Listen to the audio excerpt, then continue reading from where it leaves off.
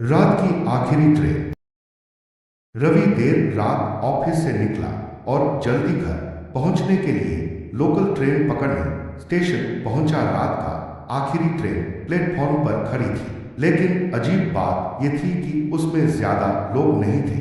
रवि ने झिझकते हुए ट्रेन में कदम रखा और खिड़की के पास बैठ गया।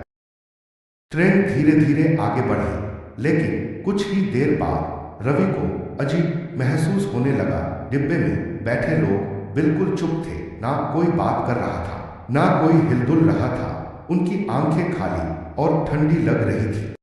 रवि को बेचैनी महसूस हुई। उसने सामने बैठे एक आदमी से समय पूछा, लेकिन आदमी ने कोई जवाब नहीं दिया।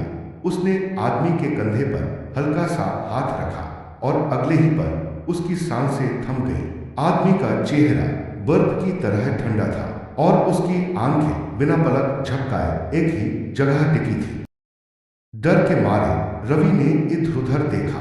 तभी ट्रेन की लाइटें हल्की हल्की झपकने लगी और फिर एक डरावनी सरसराहट सुनाई दी। उसने खिड़की के शीशे में अपनी परछाई देखी, लेकिन यह क्या, उसकी परछाई के ठीक पीछे एक और चेहरा था। एक भयानक डरावना चेहरा जिसकी आंखों से खून टपक रहा था। रवि की चीख निकल गई। उसने तुरंत उठकर ट्रेन से कूदने की कोशिश की, लेकिन दरवाजे बंद हो चुके थे। ट्रेन तेजी से दौड़ रही थी और अब डिब्बे में बैठे सभी लोग उसकी तरफ देखने लगे। उनकी आंखों में अजीब चमक थी और वे धीरे धीरे उसकी ओर बढ़ाने लगे। रवि को लगा कि ये उसकी आखिरी रात है। उसने आंखें बंद कर ली और जैसे ही उन अजीबोगरीब लोगों के हाथ उसे छूने वाले थे, अरे भैया उठो, आखिरी स्टेशन आ गया।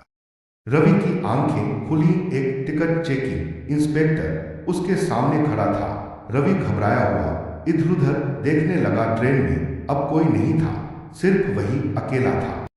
इंस्पेक्टर ने उसे घूर कर देखा और धीमी आवाज में बोला, इस ट्रेन में कभी मत सोना। ये ट्रेन उन लोगों की है जो कभी अपने घर नहीं लौटे।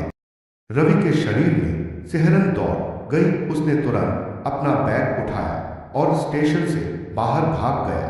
पीछे मुड़कर देखने की हिम्मत भी नहीं हुई।